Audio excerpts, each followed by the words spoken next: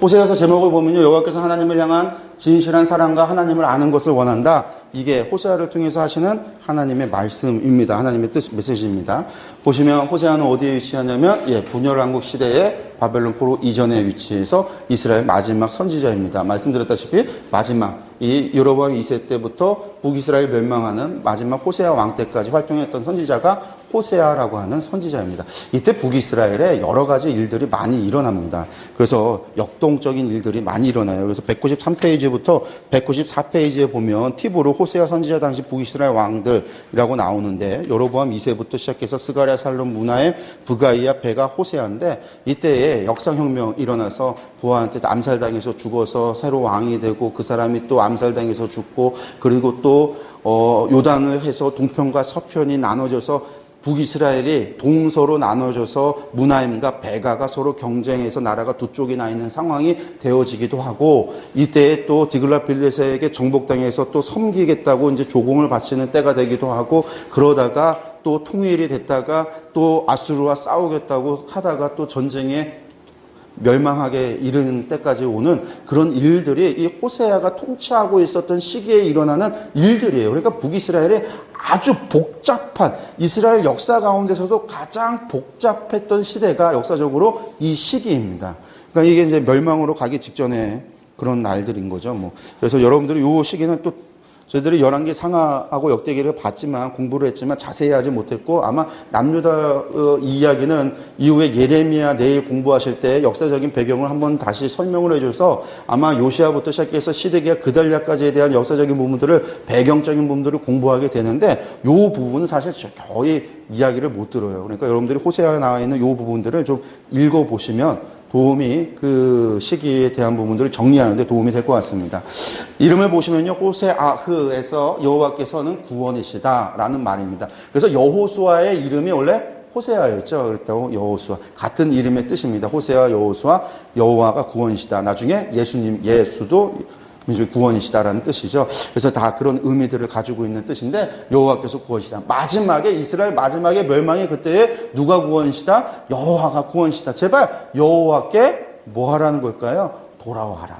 하나님이 구원이신 줄 알고 하나님을 의지하라. 아수르를 의지하고 애굽을 의지하지 말고 하나님을 의지하라. 이게 메시지다. 그리고 이 시기에 동일시대에 누가 활동하냐면 이사야가 활동합니다. 이사야가 활동하는데 이사야의 이름도 여호와가 구원이시다 라는 거죠. 같은 시대에 하나님께서 이사야 시대 때의 남유다도 아수르를 의지하고 애굽을 의지하는 그때의 여호와가 구원이시다 라고 하는 메시지로 주어졌다라고 하는 것들 기억하셨으면 좋겠습니다. 호세아인데 브에리의 아들인데 유명했다라는 거죠. 다시 본다면 북이스라엘 출신이었고 디블라임의 딸 고멜과 결혼했다. 이 고멜의 부모의 이름 아버지 디블라임을 이야기한다는 것은 고멜의 부모도 유명해서 아는 사람이다 라고 볼 수도 있겠죠. 그렇게 생각해 볼 수 있는데 음녀예요. 그래서 너희가 음란한 여인을 만나 음란한 자녀를 낳아라.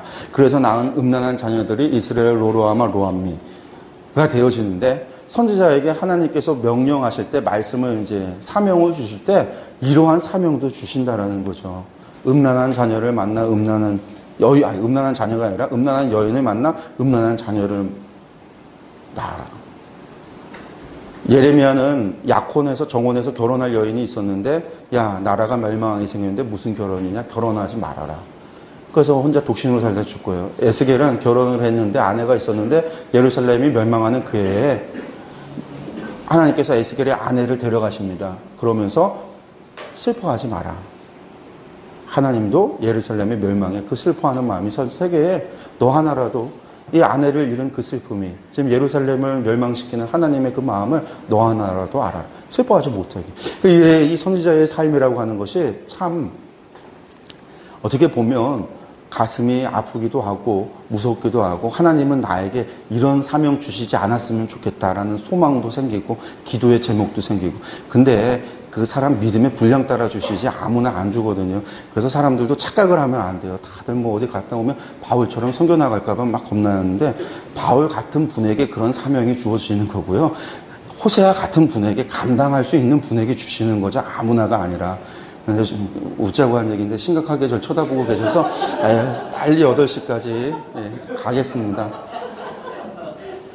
호세아의 여기 한번 다시 보고, 여기 이제 왕들에 대한 교재에 있는 팁입니다. 보셨으면 좋겠고, 배경은요, 여러분 이제부터 호세아 통치 시대까지입니다. 근데 여기에서는요, 아모스하고 분위기가 좀 달라요. 여러분 이세면 아까 말했던 그러한 불의를 행하고 정의를 행하지 못하는 그러한 악을 행하고 포악과 겁탈이 일어나는 이 사마리아, 이 이스라엘, 그것에 대한 얘기가 아니라 여기에선 무엇에 대해서 얘기하냐면 음란한 것에 대해서 이야기하는데, 그 음란이라는 것은 영적인 음란을 이야기하는 거예요. 하나님을 버리고 온갖 주변의 우상숭배에 빠졌던 그것에 대한 이야기를 하나님께서 하고 계십니다. 그런 우상숭배에 대한 이야기를 하시면서 그런 너희의 모습이 이 음란한 여인이었던 고멜의 모습과 같은 너희다라고 하시면서 하나님께서 그들을 향한 심판. 하지만 호세의 가정 이야기를 간증과 같이 하게 하시면서 그렇게 이 음란한 여인을 되찾아오고 그렇게 사랑하게 하시는 하나님의 그 뜻은 하나님께서 이스라엘을 그렇게 사랑하신다라고 하는 것을 알려주고 말씀해 주시기 위해서 기록되어졌다라는 겁니다. 그래서 이 시기가 그런 시기다라고 하는 것을 좀 기억을 하셨으면 좋겠고요. 아까 말씀드렸다시피 이때가 이제 뭐 반란, 내전, 암살 이런 일들이 계속해서 일어나는 시기예요. 그리고 이 시기에 이제 아수르에서는 디글랏빌레셋 3세가 나타나서 80년의 침체기가 끝나고 아수르가 제국이 돼서 이제 뭐 한다? 서진을 하기 시작해서 아람으로 내려오고 그리고 북이스라엘로 내려오고 그리고 결국은 이제 내려가는 블레셋을 정복하고 애굽하고 이제 전쟁이 치르게 되어지는 그 일련의 일들의 시작이 바로 이 시기입니다. 호세아가 활동하던 그 시기, 아수르 제국이 활동하는 그 시기, 바로 이 시기다라고 하는 겁니다. 그래서 여로보암 2세 때 이렇지만 금방 망하죠. 디글랏빌레셋 등장하자마자 예후가 그 예후 다음에 스가랴가 됐지만 살룸에게 암살당하고 살룸이 왕이 된 다음에 살룸도 누구에게 죽냐면 무나엠이 이제 살룸을 죽이고 나서 왕이 됐는데 무나엠이 왕이 됐지만 무나엠은 아수르에게 디글랏빌레셋에게 공격을 당해서 정복당해요. 그래서 조공을 바치기로 하고 섬기기로 하고 결국 그렇게 살아남아요. 무나엠이 그렇게 섬기기로 했는데 무나엠이 아니라 이쪽 동쪽에서 군대 장관으로 있었던 베가가 반란을 일으켜서 왕국을 만들어서 베가가 이쪽에서 다스리고 무나엠이 이쪽에서 다스리는데 베가와 무나엠이 서로 싸우지는 않아요. 왜냐하면 베가가 아수르가 무서워서 아수르가 무나엠을 지원하고 있으니까 무서워서 내버려 두다가 무나엠이 죽고 그 다음에 부가이아가 왕이 되어졌을 때 베가가 부가이아를 죽이고 왕이 되는 거예요. 왕이 되자마자 아수르에서 반란을 일으키는 거죠. 아수르와 싸우기를. 그래서 누구랑 동맹을 맺냐면 아람의 르신과 동맹을 맺어서 아수르, 북이스라엘과 아람이 동맹을 맺고 옛날 살메아스 3세 때 아수르와 전쟁을 했듯이 6개 동맹국을 만들어서 대적을 하려고 했는데 동맹을 하려고 하는데 유다의 아하스가 동맹에 참여를 안 해요. 그러니까 얘들이 빨리 유다를 정복해서 유다를 아하스를 폐위시키고 왕을 새로 세우고 그래서 동맹에 들어와서 같이 전쟁 아수르와 싸워야 되겠다라고 계획을 하고 베가와 르신이 합쳐서 유다를 공격하는데 아하스를 침공하는데 아하스가 여기서 뭘 하냐면 편지를 써서 아수르에게 도움을 요청해요.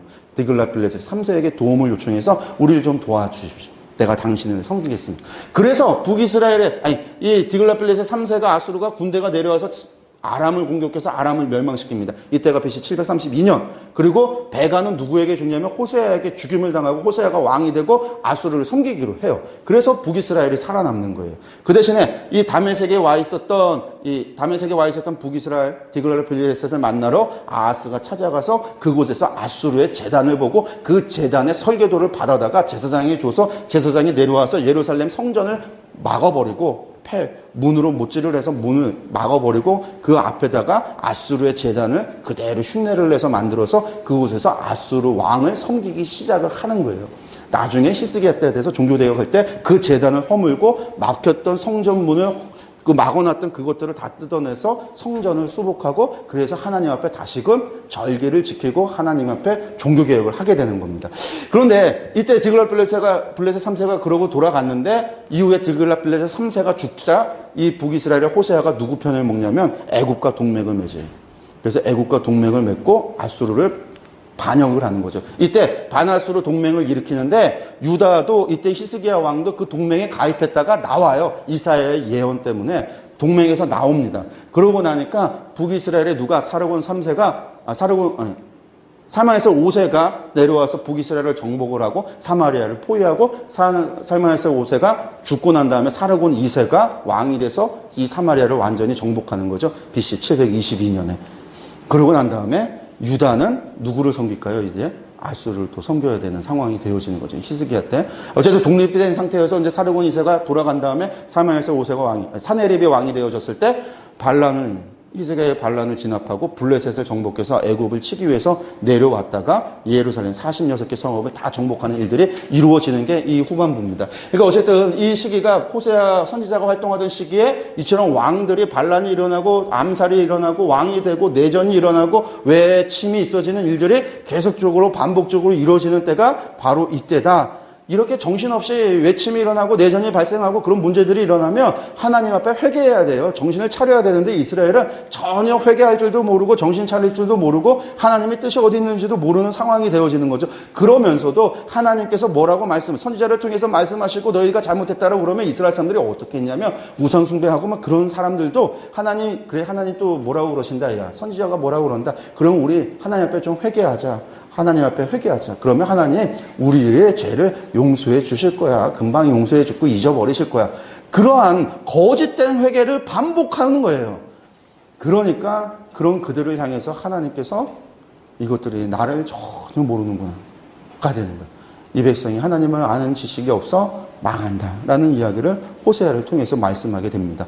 이런 부분들을 여러분들이 기억하셨으면 좋겠습니다. 목적으로 들어가서 보면요, 음란 아내를 맞은 호세의 가정의 이야기를 통해서 이스라엘의 그 부정, 그 음란, 그것에 대한 것과 그러한 그들을 여전히 사랑하시는 하나님의 사랑을 보여주는 것이 호세의 말씀이다. 또 하나님을 알지도 못하고 신실하지도 않으며 충성스러운 사랑도 없는 이 이스라엘 백성들의 우상 숭배와 그 죄를 고백한다. 그 심판에 대한 경고의 말씀이다. 그러면서 또한 마지막에 이스라엘 향한 하나님의 변함없는 사랑을 그리고 회복을 약속하고 있는 것이 호세아다. 우리가 이제 그렇게 이 세 가지 정도 호세아 안에서 기록 목적을 보셨으면 좋겠습니다. 말씀 보시면요, 1장부터 14장까지 되어져 있습니다. 크게 두 부분으로 나눠지는데 호세아 가정에 대한 이야기가 1장 1절부터 3장 5절까지 3장까지 이야기고, 그리고 패역한 북이스라엘과 하나님의 사랑에 대한 이야기가 4장부터 14장까지 이어집니다. 요 앞에 이야기는요, 여로보암 2세 때 하는 이야기예요. 예후 왕조에 대한 심판을 이야기하는데 여로보암 2세 때의 이야기입니다. 그러니까 753년 경영주의 이야기인데 요쪽 마지막에 나오는 이야기 11장부터 14장까지 이어지는 이야기들은 거의 호세아 왕 때 이스라엘이 멸망하기 직전에 있어졌던 메시지라고 보시면 돼요. 그래서 이것은 그 이제 720년경에 거의 한 30년이 흘러서 후반부에 있어지는 이야기다. 그 중간에 보면 남유다하고 전쟁에 대한 이야기들이 잠깐 언급이 되면서 이 사람들이 애굽을 의지하고 아수르를 의지한다라는 이야기들이 나오는데, 그때는 언제냐면 이때 나오는 이야기들 가운데 그런 부분들은 아마 문하임 시대나 베가 시대 때 있어지는 일들을 배경으로 해서 기록되어졌을 것이다라고 봅니다. 그래서 정확하게 그런 부분들이 나오고 있지는 않아서 이것이 어느 시대 이것은 이제 여로보암 2세 때의 이야기인 것은 명확해지는데, 요 4장부터 14장까지는 요 부분이 문하임 시대입니다. 요 부분이 호세아 시대입니다. 라고 말할 수는 없다라는 겁니다. 호세아가. 그래서 우리가 그냥 그런 내용들 속에서 가능하면 추측을 좀 해볼 수가 있다라고 하는 것만 말씀을 좀 드리겠습니다. 호세아가 결혼과 자녀에 대한 이야기인데, 말씀드렸다시피 너는 가서 음란한 여자를 만나서 음란한 자식을 낳아라. 그래서 첫 번째 자식을 낳았는데 이름이 뭐다? 이스라엘이다 하면서 이스라엘 족속의 두세의 나라를 패할 것이다 라고 이야기합니다. 이스라엘의 피를 예후의 집에서 갚겠다. 그 다음에 두 번째 로루하마라고 하는 딸을 낳았는데 이름을 짓게 합니다. 그래서 루하마 하면 용서한다라는 건데, 루하면 부정형이거든요. 그래서 로루하마 용서하지 않는다. 긍휼히 여겨서 용서하지 않을 것이다 라고 이름을 짓게 하고, 세 번째 로암미 하면 암미는 내 백성인데 부정형이 붙었으니까 내 백성이 아니다. 내 백성이 아니다라는 거예요. 그래서 이스라엘에서 예후 왕조의 핏값을 예후의 가문의 그 죄를 하나님께서 심판할 거다. 그러면서 하나님께서 용서하지 않을 것이다. 그러면서 이제 너희는 내 백성이 아니다. 하나님께서 그렇게 치부하셨다라는 거예요. 그 예후의 문제가 뭐냐? 여러분들, 저희가 이 말씀을 제가 아까 말씀을 드렸었죠. 예후에 대한 이야기 하면서 그런 얘기를 했습니다. 예후가 열왕기에서도 여러분들 들으셨겠지만, 예후가 원래 이스라엘에서 누구를 죽이냐면 요람을 죽이고 이세벨을 죽여요. 아합의 가문을 멸절을 시킵니다. 이스라엘에서. 그 뒤에 유다왕 아하시아를 무기토에 쫓아가서 죽이고 그 다음에 이 아하시아의 형제들이 위문했던 그 사람들도 죽이고 아합의 자손 70명도 죽이고 바알 숭배자들도 죽여요. 이걸 갖다가 피해 숙청이라고 이야기하는데 이스라엘에서 이루어지는 하나님께서 이세벨에게 저주하기를 거기서 개가 네 피를 핥을 것이다 라고 했던 말대로 그렇게 죽어서 아합의 가문을 갖다가 멸절시킨 사건이 이스라엘 사건이에요. 근데 이것을 열왕기 하에서는 하나님께서 뭐라고 말씀하시냐면 여로보암이 잘했다라고 칭찬을 하세요. 그것에 대해서 잘했다고. 근데 호세아에서는 이것에 대해서 뭐라고 하시냐면 그 피값을 갚겠다라는 거예요. 원래 하나님께서 종교 개혁자로 하나님께서 세운 거예요. 왕으로 세우셨어요. 하나님께서 예후를 왕으로 세웠다라는 것은 오므리 왕족 그들의 죄를 심판하겠다라는 의미가 있는데 그 사람들이 이것을 바알 숭배는 그랬지만 자신의 여로보암의 길을 따라서 다난과 베델과 단에다가 우상을 하고 자기 왕 나라를 만들었을 때 하나님께서 너는 그 죄로 말미암아 네가 이후로 4대밖에 못 갈 것이다 라고 말씀하셨던 것처럼 4대를 가게 될 때 하나님의 도구로 이들을 심판했지만 너희가 하나님을 범죄했을 때는 너희가 심판당했던 심판의 도구로 사용해서 심판했던 것처럼 똑같이 당한다라는 거예요. 심판을 당한다. 그게 호세아에서 이스라엘이라고 하는 이 자녀의 이름을 통해서 하나님께서 이 예후의 가문에 대해서 이스라엘에 대해서 심판을 예고하고 있다라는 겁니다.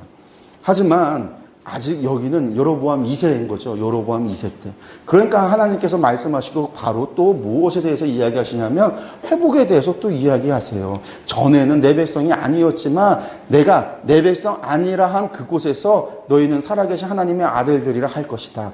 로암이 내 백성이 아니다. 로루하마 국률의 용서함을 받지 못할 것이다. 이스라엘 그 예후의 피값을 받게 될 것이다. 했던 하나님께서 또 바로 금방 하시는 말씀은 그 땅, 그 이스라엘에서 뭐라고 하시냐면 너희는 암미라 내 백성이 될 것이다. 너희는 루하마 너희는 용서함을 받게 될 것이다. 하나님께서 또 그 예언을 하신다라는 거예요. 그래서 너희 형제에게 암미 내 백성이라 너희 자매에게 루하마 내가 용서함을 받아 국류를 받을 것이다. 그렇게 하시겠다라는 거예요. 그러니까 멸망 이전에 가까우기 전에는 하나님 앞에 어쨌든 기회가 있는 거죠. 기회가 있을 때 회개해야 되는 거예요. 하나님께서 기회를 하시고 경고를 주셨을 때 돌아와야 돼요. 그러면서 음란한 배우자에 대한 예언이 2장 2절에서 2장 23절까지 이어지는데 첫 번째 하는 말씀 하나님께서 너는 내 아내가 아니고 그의 남편이 난 그의 남편이 아니다. 왜 그러냐? 이들의 음란이 무엇이냐? 그것에 대해서 설명하는 겁니다. 내가 곡식과 새포도주와 기름을 내가 그에게 준 것이요. 내가 너희에게 줬는데 너희는 그걸 누구를 위해서 쓰냐면 바알을 위하여 쓴다라는 거죠. 은도 금도 내가 줬는데 너희가 그걸 알지 못하고 누구에게 줬어요? 바알에게 줬다라는 거예요. 우상 숭배를 했다라는 거예요. 그러면서 이제 내가 그 수치를 그 사랑하는 자의 눈앞에 드러내리니 그를 내 손에서 건져낼 사람이 없도다. 그렇게 이야기를 하면서 바알을 섬긴 실대로 내가 그에게 벌을 주리라. 이게 하나님의 말씀이다라는 거죠. 근데 이스라엘 사람들은 모른다라는 거예요. 부이스라엘 사람은 하나님의 사랑에 대해서 이야기합니다. 내가 나를 위하여 그랬더니 긍휼을 여김을 받지 못하였던 자를 긍휼히 여길 거고 내 백성이라 할 거고 그래서 주는 내 하나님이라 하게 될 것이다. 그러면서 하나님께서 내가 여전히 그들을 사랑하고 있다. 앞서 얘기했듯이 암미라 루함이라 그렇게 하나님께서 내 백성으로 여기고 있다. 내가 사랑하고 있다. 라고 말씀하고 있는데 백성들은 잘 이해를 못해요. 그러니까 이번에 하나님께서 호세아에게 명령을 합니다. 뭐라고 얘기했냐면 이 여인이 음녀가 된 그 여인을 타인을 사랑받아서 음녀가 된 그 여인을 사랑하라 하시기로 호세아가 가서 은 15개와 보리 한 호멜반을 가져서 그 여인을 사갖고 와요. 이게 뭐냐면 음녀가 되어서 우리가 잘 아는 이야기잖아요. 이 여인이 음녀가 되어져서 학자들은 이 여인이 바알을 숭배하는 바알 성전에 있었던 성전 창기였을 것이다. 그렇게도 이야기하는 사람들도 있고 그렇기 때문에 그 신녀가 돼서 성전에 가서 그렇게 제사하러 오는 사람들과 음란한 일을 하다가 눈이 맞아서 한 사람을 쫓아가게 돼서 자녀도 버려두고 남편도 버려두고 나갔던 그 여인을 하나님께서 그 여인을 사랑하라. 여호와께서도 자손이 다른 신을 섬기듯이 그래도 여호와께서 사랑하니까 너도 그 음란한 여인을 사랑하라라고 하시니까 호세아가 가서 찾아오려고 하는데 내 부인인데 내 부인 데려오려고 했더니 그놈이 뭐라고 하냐면 값을 지불해야 된다라는 거죠. 그래서 값을 지불해요. 뭘? 15개, 은 15개와 보리 한 호벨. 원래 내 것을 내가 가져오야 되는데 내 것을 내 소유인데 내가 값을 지불하고 내려온다라고 하는 것을 가리켜서 구속이라는 말을 사용한다라는 거예요. 그래서 이 호세아의 사랑이 이것이 예수 그리스도의 구속에 대한 것을 갖다가 예표하는 모습이다라고도 이야기를 합니다. 그런데 이 남자가, 이 호세아가 이 여인을 찾으러 가서 이 여인을 만나고 돈을 주고 찾아옵니다. 여러분들 이 호세아의 마음이 어떨까요, 여러분들? 하나님께서 이스라엘 자손이 이 음란하고 다른 신 섬긴 거 그럼에도 불구하고 사랑하신다라고 말씀하세요. 그러니까 너도 가서 사랑하라고 하는데 호세아가 가서 하나님 말씀하시니까 자식 새끼도 버리고 나도 버리고 떠났던 그 여인을 가서 데리고 오려고 가는데 데리고 오는 정도가 아니라 가서 사랑하라고 하니까 사랑해야 되는 거잖아요. 그래서 그 여인을 갔는데 값까지 지불해야 해요. 그 돈까지 다시 가서 돈을 구해서 가서 그 여인 돈을 주고 그 여인을 찾아오는 호세아의 마음이 여러분들 같으면 어떠시겠어요? 그 여인을 데리고 오는 여러분들의 마음이, 여러분들의 아내가 그런 여인이 되어졌는데 그런 여인을 여러분들이 다시 데려올 때 사랑해야 된다고 하시는 하나님의 말씀, 돈을 주고 내가 찾아와야 되는 말씀, 그 상황, 음녀가 돼서 언제 떠났는지 그 남자와 논팽이와 놀아났던 그 여인을 데리고 와야 되는 여러분들의 마음, 심정은 어떠시겠어요? 데리고 오면서 여러분들 집에까지 손붙잡고 가시겠어요? 가실 수 있으시겠어요? 예전에 강의하셨던 목사님께서 그런 얘기를 했어요. 그런 얘기를 뭐라고 얘기했냐면 그 여인을 돌아오는 걸 상상을 하면서 뒤에 두고 나는 앞에 먼저 갔을까?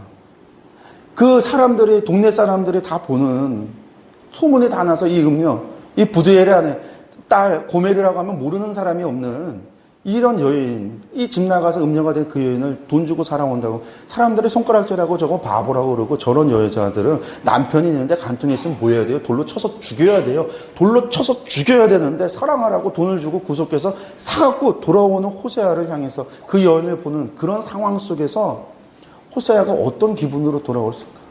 이 여인을 앞에 두고 호세아가 뒤따라온다면 자기 같다면 돌로 찍어서 찍어버리는 그런 심정이었어요. 그런 마음이었을 것 같다는 거예요. 여러분들은 어떤 심정이었겠어요? 어떤 마음이시겠습니까? 과연 사랑할 수 있을까요? 찾아올 수 있을까요? 그 여인은 손을 붙잡고 가겠습니까? 뒤를 두고 먼저 가겠습니까? 저 년이 저기 가다가 또 뒤돌아서 도망가는 건 아닌지 앞에 두고 가겠습니까? 뒤통수를 쳐다보고 가면서 분내는 그 마음. 그런데 호세아가 그렇게 찾아오면서 그러면서 이스라엘 자손이 다른 신을 섬겼는데 그러한 그들을 사랑하는 하나님의 마음을 깨닫는 거예요. 호세아가 그 여인을 돈 주고 찾아오면서 하나님의 그 마음을 깨닫고 나서 그리고 나서야 하나님의 마음이, 말씀이 호세아에게 임해요.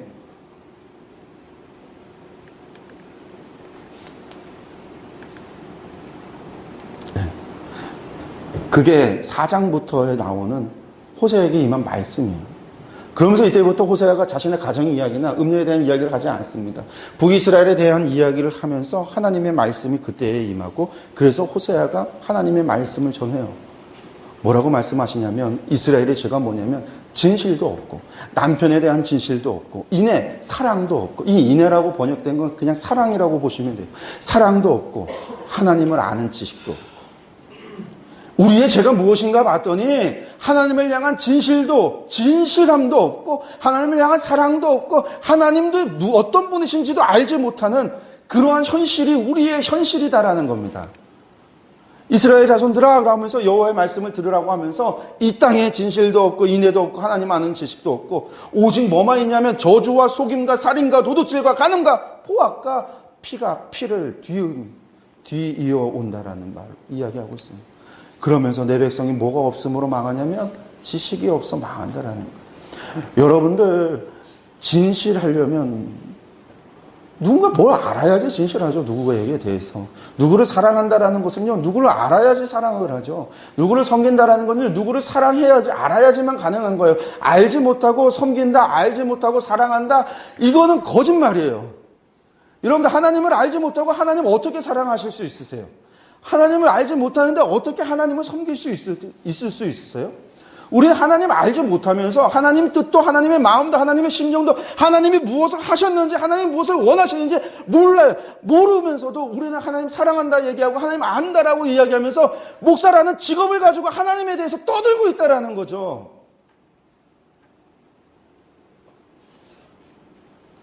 이스라엘 백성이 이스라엘이 망하는 게 다른 것 때문에 망하는 게 아니라 하나님을 아는 지식이 없어서 하나님을 몰라서 망한다라는 거예요. 이 사람들이 성경이 없어서 모르는 것도 아니고 말씀을 못 들어서 모르는 것도 아니에요. 알았으니까 제사를 했죠. 낙헌제를 드리고 소제를 드리고 전제를 드리고 이들이 안식일을 지키고 성회를 지키고 절기를 지켰겠죠. 어떻게 알았겠어요? 말씀을 봤으니까 아는 거예요. 이들이 거짓 종교가 돼서 다 끝났다, 다 과거의 지식을 버렸다가 아니라 알고 있어요. 알고 있으면서도 하나님은 모르는 거예요. 하나님 몰랐다라는 거예요. 북이스라엘을 향하여 이야기합니다. 제사장들아 이를 들으라. 이스라엘 족속들아 깨달으라. 왕족들아 귀를 기울여라. 너희의 심판이 너희에게 있을 것이다. 너희가 음행하고 하나님께 대하여 음행했다. 이건 우상숭배에 대한 얘기죠. 너희가 더러워졌으니 너희가 그로 행위로 말미암아 하나님께로 돌아가지 못하게 되어졌다. 그 속에 음란한 마음이 있어 그 속에 여호와를 알지 못하는 까닭이라. 그들이 우상숭배에 빠진 거 왜 빠졌는가? 여호와를 알지 못해서요. 다른 것 아니에요. 하나님을 알지 못해서 여호와가 하나님인지 바알이 하나님인지 엘리야의 갈멜선 기도조차 다른 것이 아니면서 하늘에서 불을 내려 오늘 여호와가 하나님 되심을 알게 하여 주옵소서. 이게 엘리야의 기도였어요. 몰랐다라는 거예요. 그 몰랐다라는 게 아예 상관없는 저 불교인, 힌두교인, 이슬람인들이 아니라 하나님을 섬긴다는 종교 생활을 하는 자들, 그들이 마음에 하나님을 아는 지식도 하나님을 향한 사랑도 하나님을 향한 진실도 없다라는 거예요. 하나님과 결혼했다라고 하는 신부라고 하는 그 북이스라엘이 그렇다라는 거예요. 하나님의 백성이라 하는 사람들이 그렇다라는 거예요. 하나님의 성도라는 사람들이 그렇다라는 거예요. 세상 사람들을 향해서 지금 하는 이야기가 아닙니다. 이 이야기가 지금.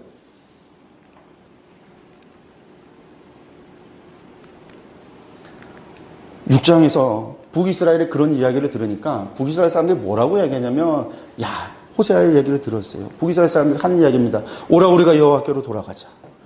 하나님께서 우리를 찢으셨지만 그래 우리를 바로 회개해 용서해 주시고 회복시켜 줄 것이 도로 낫게 할 거야. 우리를 치셨지만 하나님은 우리를 싸매어 주시는 분이야. 여호와께서 우리를 이틀 후에는 우리를 살릴 것이고 셋째 날에는 우리를 일으켜서 그의 앞에 살게 할 거야. 그러니까 우리 여호와를 알자. 힘써 여호와를 알자.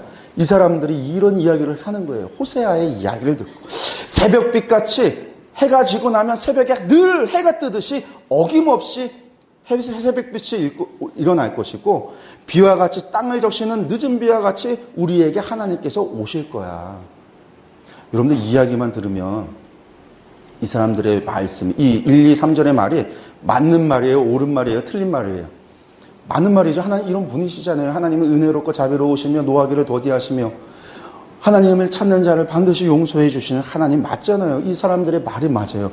그래서 예전에 저도 이 말을 들으면서 저의 표였어요. 여호와를 알자. 힘써 여호와를 알자. 막 그랬어요. 근데 여러분들 이 말씀을 잘 봤더니 이 사람들이 이런 얘기를 했는데 이런 이야기를 한 그들에게 호세아가 4절에 뭐라고 얘기했냐면 에브라임아, 야 이스라엘아 들어봐라. 내가 내게 어떻게 하겠냐.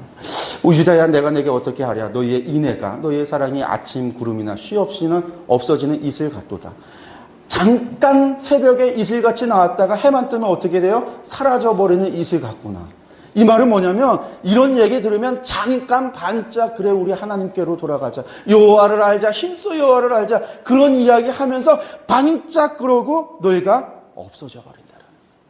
습관적인 회개, 습관적인 메시지, 습관적인 모토 이런 거 너희가 그랬다라는 거예요. 1, 2, 3절의 이야기가 거짓된 회개, 그들의 습관적인 언어 그런 모습이었다라는 거예요. 너희의 모습이 그냥 이슬같이 없어진다라는 거예요. 그러면서 하나님께서 하시는 말씀은 나는 인애를 원하고 제사를 원하지 않고 번제보다 하나님 아는 것을 원한다라는 말입니다. 다시요, 인애란 사랑이라고 했습니다. 하나님을 사랑하는 것을, 사랑을 원하는 것이 원하지 제사를 원하지 않고 번제보다 하나님을 원하는 것을 원한다라는 거예요. 여러분들 제사라고 하는 것은 5가지 제사 다 있지만 결국 제사라는 건 하나님과 동행하고 동거하는 거예요. 우리가 하나님 앞에 나아가는 거예요. 죄인이 하나님 앞에 나아갈 수 있는 유일한 공적인 자리예요. 은혜의 자리예요. 그 제사는 하나님께서 우리에게 주신 거예요. 우리에게 은혜로 주신 거예요. 그래서 우리가 죄인이 누구든지 그 제사를 통해서 예배를 통해서 하나님 앞에 나아갈 수 있도록 허락하신 거예요. 그런데 이 제사를 원하지 않는다라는 거예요. 왜? 하나님과 동행 동거는 하나님이 원하시는 제사는 하나님이 원하시는 뜻은 사랑을 원하기 때문에 내가 너희를 사랑한 같이 너희도 나를 사랑하기를 원하기 때문에 너희가 마음을 다하고 뜻을 다하고 정성을 다하여 나 여호와 하나님을 사랑하라. 이게 하나님이 원하시는 거예요. 그러니까 제사를 원치 않는다라는 거예요. 번제는 뭐라고 배웠습니까? 레위기 때 번제는 헌신이라고 했어요. 너희가 나에 대해서 헌신하냐? 헌신보다 중요한 것은 나를 아는 것이라는 거예요. 번제는 모든 제사의 기초입니다. 내가 하나님 앞에 헌신해야 하나님 앞에 소제를 드리고, 그래서 소제의 제물은 번제물 위에서 소제를 태우고 번제물 위에서 화목제를 부려요. 하나님과 교제하고 하나님과 화목하고 하나님 앞에 감사하고 하나님을 봉사하고 하나님을 섬기는 데 있어서 가장 기초가 번제인데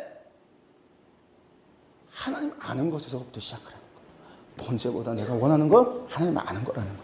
이게 하나님 하신 말씀이에요. 여러분들 신약에서 예수님께서 바리새인들을 향해서 비판합니다. 공생의 2년차 때 예루살렘에 올라가셨다가 그 38명 된 38년도 병자.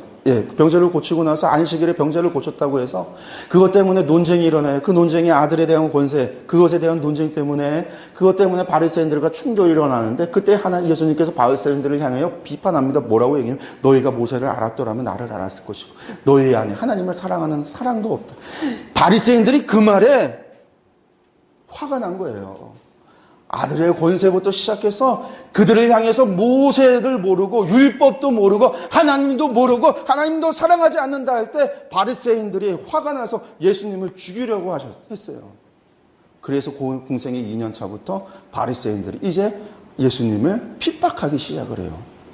예수님께서 왜 그 얘기를 하셨을까요? 바리새인들의 입장에서는요, 억울할 수 있어요. 그들은요, 율법을 달달 외우는 사람들이에요. 하나님 말씀을 지키기 위해서 구전 율법을 만들어서 하나님의 말씀을 지키기 위하여 자신의 생명을 건 사람들이에요. 그렇게 생명을 건 사람들을 향해서 당신들 왜 그래? 그러면 그들이 뭐라고 얘기할까요? 이 땅의 성공을 위해서요? 아니요. 나는 하나님을 사랑하고 내가 마음을 다하고 뜻을 다하고 정성을 다하여 사랑하기 위해서 이것을 합니다라고 얘기했을 겁니다. 그렇기에 그들이 선지자들의 무덤 앞에서 우리가 그때에 살았더라면 우리의 조상들과 같이 하지 않았을 텐데 왜? 조상들은 하나님도 모르고 하나님 말씀도 모르고 하나님의 뜻을 모르니까 선지자들을 죽였는데 우리가 그때 살았으면 우리는 조상들과 같지 않고 선지자들의 말을 듣고 우리는 하나님의 뜻에 순종했을 건데 그런 얘기를 하는 그들을 향해서 예수님께서는 화 있을진저라고 저주를 하세요. 너희는 선지자가 아니라 선지자가 말한 그를 죽일 것이다. 여러분들 그들이 믿음이 없어서요? 그들을 모욕하는 말일 겁니다. 그들은 그렇게 믿음과 열정과 사랑이 있다고 얘기했을 거예요. 근데 그 마음이 없다라는 거예요. 하나님 보시기에는요. 하나님이 원하시는 것은요. 하나님을 사랑하고 하나님을 아는 것. 이게 하나님께서 원하시는 거예요. 누가 있어 하나님의 이 사랑을 알겠어요. 이 음녀가 된 이스라엘을 사랑하고 그를 구속하려고 하시는 하나님. 여러분들 이 죄인들을 위하여 독생자를 주시기까지 하나님의 그 사랑을 누가 알겠어요? 그 뜻을 누가 알겠어요? 하나님의 말씀을 누가 알겠어요? 모른다라는 거예요. 이걸 모르니까 우상숭배에 빠지고 결국은 하나님을 버리고 결국은 죄 가운데 있다가 멸망할 수밖에 없어. 그래서 이 백성이 하나님을 아는 지식이 없어 망한다라고 이야기하는 겁니다.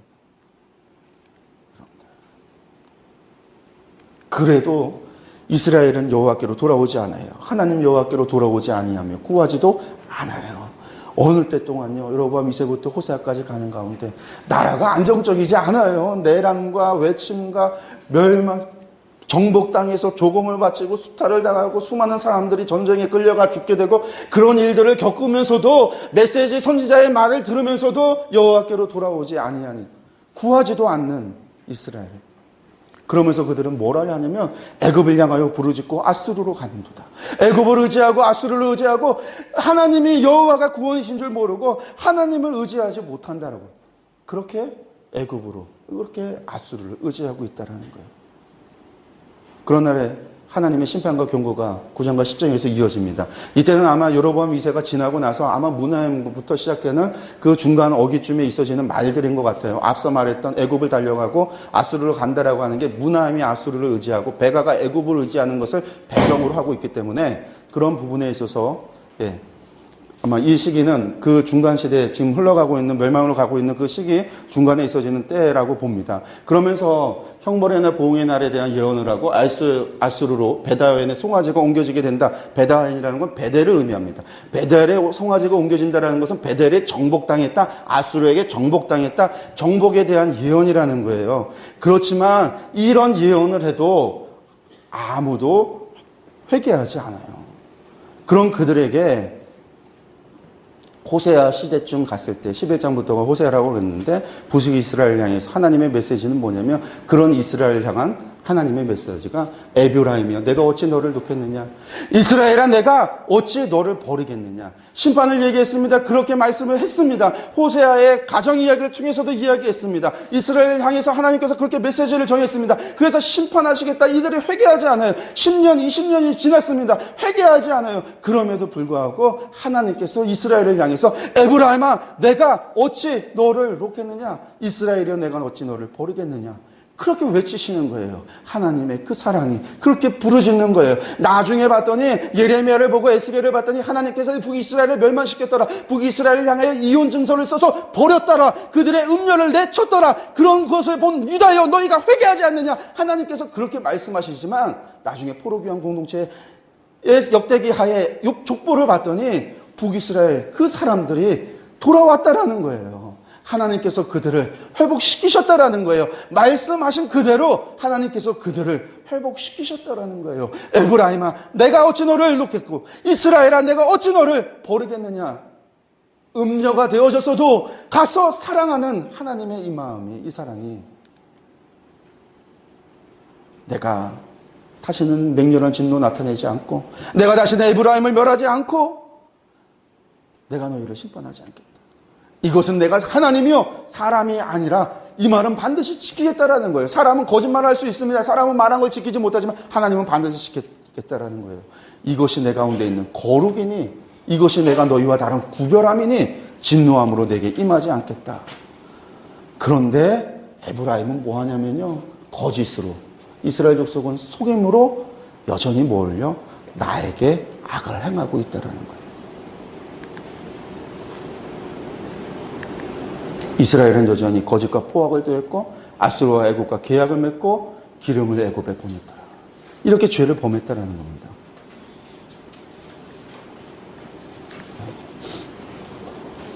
마지막에 북이스라엘 범죄에 대해서 쭉 이야기가 나오는 부분들이 있습니다. 그들의 죄에 대한 이야기를 쭉 합니다. 그러면서 그들을 하나님께서 심판하시겠다 다시 아침 구름같이 쉬사라진 이스라엘같이 광풍에 날리는 쭉정같이 굴뚝에 나는 연기처럼 흩어버리겠다. 아수르에 의해서 정복당하고 아수르에서 포로로 잡혀가고 앞서 말씀드렸다시피 디글랏필레셋 3세의 그 정책에 의해서 믹스가 되어지는 흩어버리는 자기의 본토 고향을 떠나야만 되는 그런 일들이 이루어지겠다. 하나님께서 이 심판에 대해서 이야기하십니다.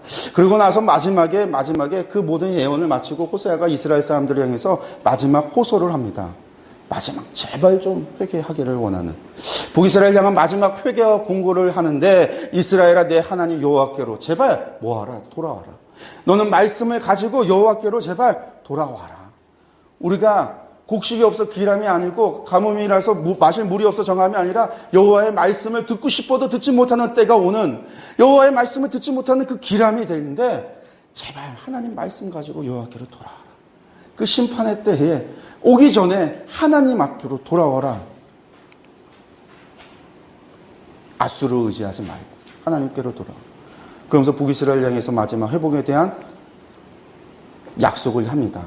에브라임의 말이 내가 다시 우상과 무슨 상관이 있으리요 할지라. 다시는 우상 숭배에 빠지지 않겠다라는 말을 그들이 하게 될 거다라고 하면서 내가 나로 말미암아 열매를 얻으리라 하리라. 그리고 나서 14장 9절 마지막 절에 호세아가 마지막에 끝나는 호세아의 말이 이겁니다. 모든 이야기를, 모든 예언을 마치고 하는 이야기가 누가 지혜가 있어 이런 일을 깨달으며 누가 총명이 있어 이런 일을 알겠느냐. 여호와의 도는 정직하니 의인은 그 길로 다니거니와 그러나 죄인은 그 길에 걸려 넘어지리라.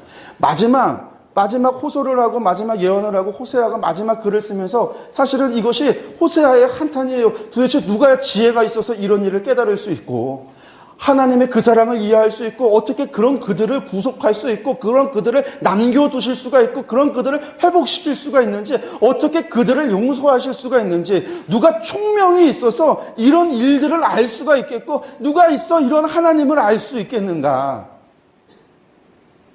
여러분들 누가 있어 지혜가 있어 이런 일들을 깨달을 수 있겠습니까? 우리가 살아가면서 예수님조차도 우리에게 그런 얘기 하셨어요. 무엇을 먹을까 무엇을 입을까 무엇을 마실까 염려하지 말라. 들의 백합화를 보고 공중의 새를 봐라.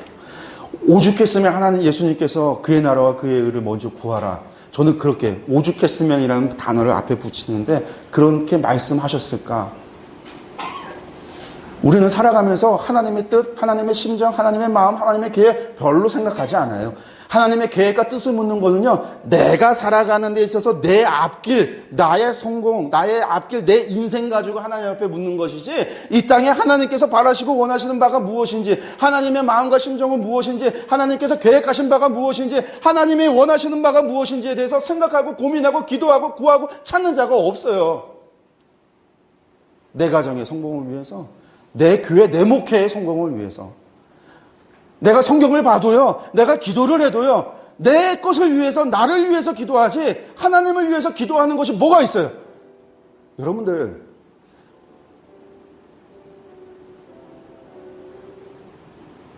하나님 아는 지식이 없어 북이스라엘이 멸망했습니다. 하나님 원하시는 거는 제사보다 사랑을 원하시고, 헌신보다 하나님 아는 것을 원한다고 그랬어요. 하나님과 동행동거하는데 사랑 없이 어떻게 동행동거할 수 있어요? 이 땅에서 1년, 2년이 아니고 1시간 같이 동거하는 게 아니라 여기서 다시 저희 서대문 지하철역까지 동행하는 게 아니라 여러분들 불편한 사람하고는요 여기서 거기까지 가는 것도 불편해요. 근데 하나님이 원하시는 것은 영원히 우리와 함께 하기를 원하세요. 영원히 동행하기를 원하세요. 이게 하나님의 사랑이고 하나님의 마음이고 하나님이 원하시는 바예요. 영원히 원하시기 때문에 우리에게 100%의 사랑을 하고 계시는 것이고 우리에게 100%의 사랑을 요구하시는 거예요. 우리가 하나님을 사랑하지 않고 하나님과 동행한다? 이거 있을 수가 없는 일이에요. 그렇게 하나님께서 사랑을 원하신다라는 겁니다. 하나님이 사랑을 원하세요. 하나님이 우리에게 사랑을 구걸하세요. 제발 마음을 다하고 뜻을 다하고 정성을 다하고 생명을 다해서 나를 사랑하라. 헌신한다? 헌신하기 전에 나를 먼저 알아. 네가 헌신의 대상하는 하나님이 누구인지를 알아라는 거예요. 봉사한다? 봉사하기 전에 하나님이 누군지를 알아라. 너의 봉사의 대상, 이 예배의 주인이 네가 봉사하고 네가 섬긴다라는 그 하나님이 누구시고 그분의 뜻이 무엇이고 그분의 계획이 무엇이고 그의 하나님의 마음이 무엇인지를 먼저 알아야 될 것이 아니냐. 이거 없이는 할 수 없는 것들이에요. 그 없는 제사를, 그 없는 섬김을, 그 없는 제물을 하나님께서 패하시겠다라는 거예요. 그런 예배를 패하겠다라는 거예요. 근데 누가 지혜가 있어? 누가 총명이 있어 이것을 알까? 호세아의 탄생. 여러분들이 우리의 관점을 하나님께로 돌려야만 합니다. 내 필요한 말씀이 아니라 하나님이 나에게 주시는 말씀. 이 말씀이 나에게 주시는 말씀으로 하나님을 알기를 더 사모하시기 바랍니다. 그냥 하나님 아는 것이 아니라요. 귀신도 하나님을 안다라고 했습니다. 예수님이 하나님의 아들인 줄 아는 거는요. 사람보다 귀신이 먼저였어요. 야고보서에서도 귀신도 하나님을 안다라고 말하고 있습니다.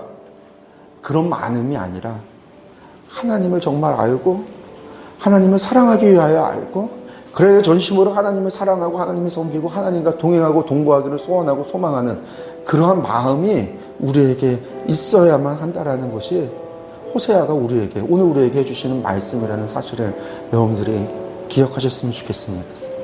기도하고 오늘 마치겠습니다. 하나님 아버지,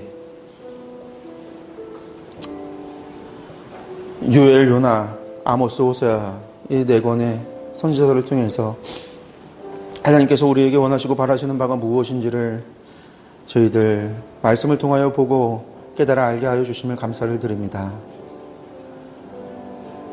제사보다 사랑을 원하시고 번제보다 하나님 아는 것을 원하시는 하나님, 저희들이 하나님 알기 원하여, 하나님 더 알기 원하여, 하나님의 마음을, 하나님의 뜻을, 하나님의 계획하심과 하나님을 알아가기 원해서, 인격적으로 하나님을 더욱 알아가기 위해서, 하나님 더욱 사랑하기 위해서 저희들이 이 모임에 나왔습니다. 하나님의 말씀을 봅니다.